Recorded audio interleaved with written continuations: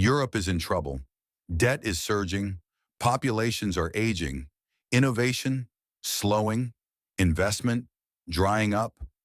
Once titans of the global economy, countries like Germany, France, and Italy are now treading water, barely holding on to growth. But there's one country that's bucking the trend. While the rest of Europe struggles, Poland is quietly pulling off an economic transformation that's turning heads from Brussels to Wall Street. This isn't just about GDP growth or EU funding. It's about how they're growing, about smart investments, digital innovation, and a playbook that might just be Europe's best bet at a comeback. So today we ask the big question, can Poland actually save Europe?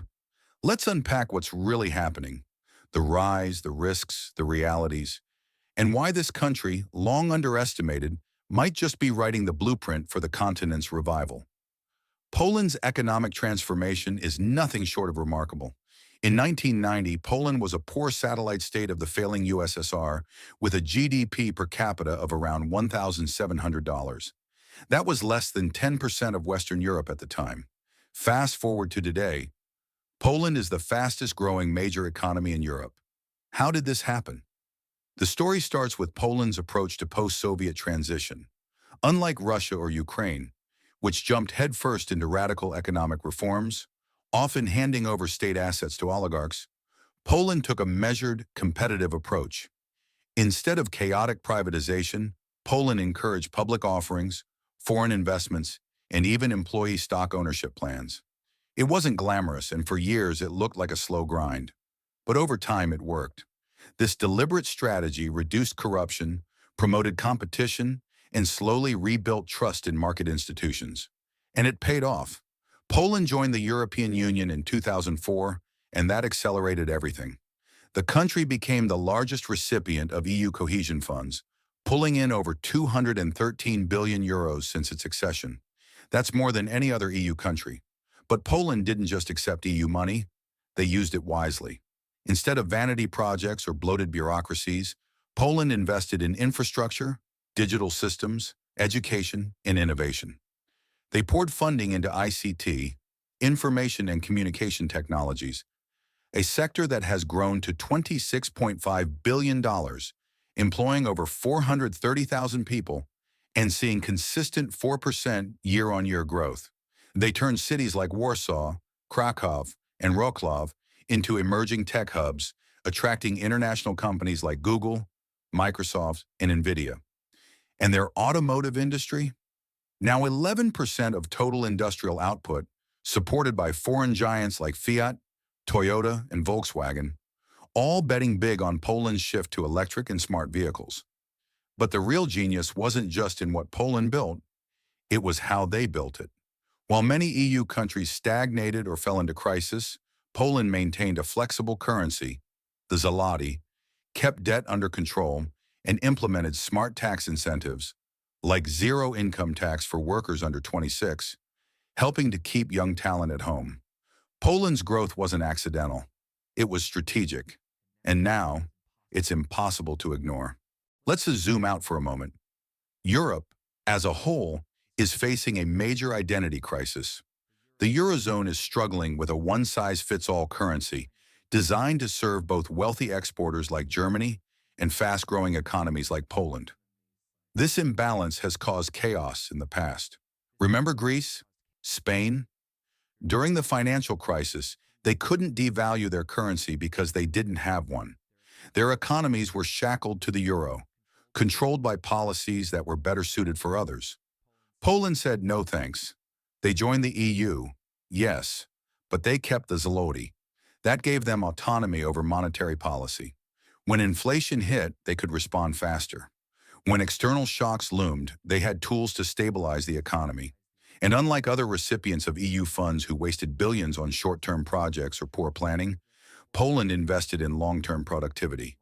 High-speed rail, roads, digital infrastructure, education, innovation hubs. They also actively fought brain drain, a major problem across Eastern Europe. Instead of trying to compete with Western salaries, they built opportunities for skilled youth. Poland told its young workforce, sure, you can go to Germany and earn more, but here, You'll build the future. You'll work on cutting-edge tech. You'll be part of something big. It's not just smart, it's inspirational. And it's working. Poland has become a symbol of pragmatic optimism, not chasing flashy headlines or risky political experiments, just building, carefully, constantly, consistently. Now here's something that might surprise you. Military spending has played a major role in Poland's recent growth. After Russia invaded Ukraine in 2022, Poland went from passive participant to one of NATO's most proactive members. It now spends over 3% of GDP on defense, one of the highest in Europe. But this isn't just about tanks and missiles. Military spending drives infrastructure, roads, bases, logistics, and creates jobs both directly and indirectly. New installations need engineers, tech workers, supply chains, and construction. In fact, Poland is now aiming to recruit 500,000 troops and build up one of the largest standing armies in the EU.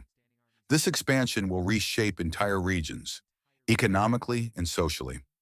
Meanwhile, Poland is also breaking up with Russian energy. Long dependent on fossil fuel imports from the East, the country has made massive investments in nuclear power and renewables.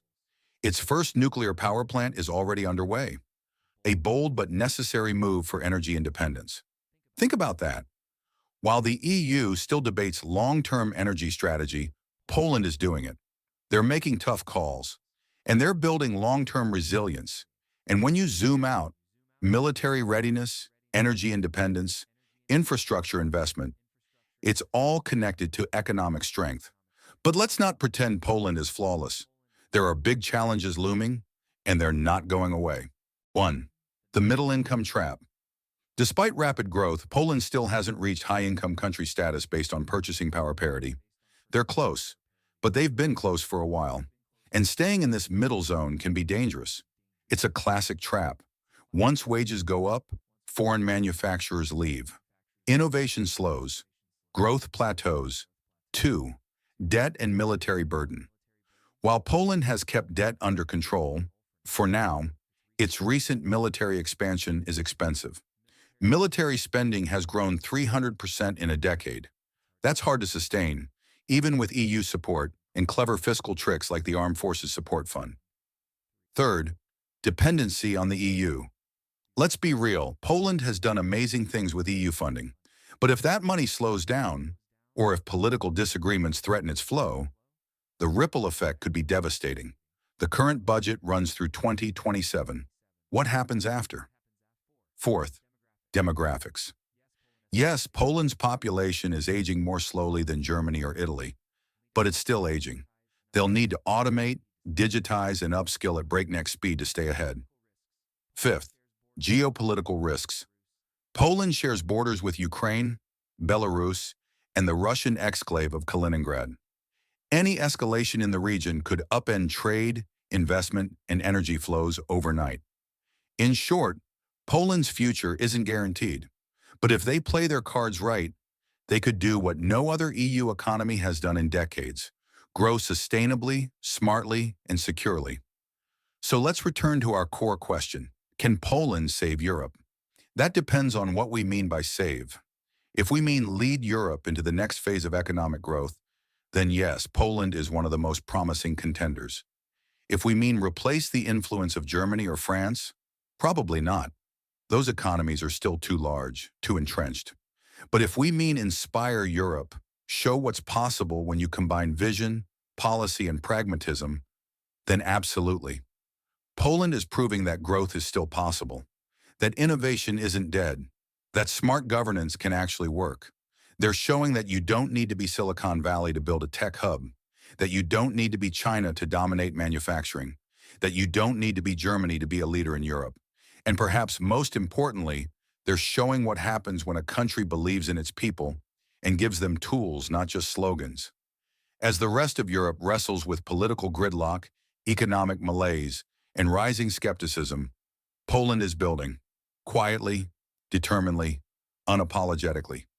And that, more than anything, is the kind of leadership Europe needs right now. Poland might not have all the answers, but it's asking the right questions. How do we grow in a way that's fair and future-proof? How do we empower our youth instead of exporting them? How do we break free from dependence? Whether that's energy, tech, or defense, the road ahead won't be easy. Poland still faces enormous challenges, but they've already done what many thought was impossible. They've closed the gap, and they've become the quiet miracle of Europe. Now the spotlight is on, and the rest of Europe, they'd be smart to watch, listen, and learn. Because if there's any country showing how to rebuild and reimagine the continent, it's this one. Thanks for watching. If you enjoyed this deep dive, smash that like button, subscribe, and drop a comment below. Do you think Poland can lead Europe's next chapter? Let us know what you think, and we'll see you in the next one. Bye for now.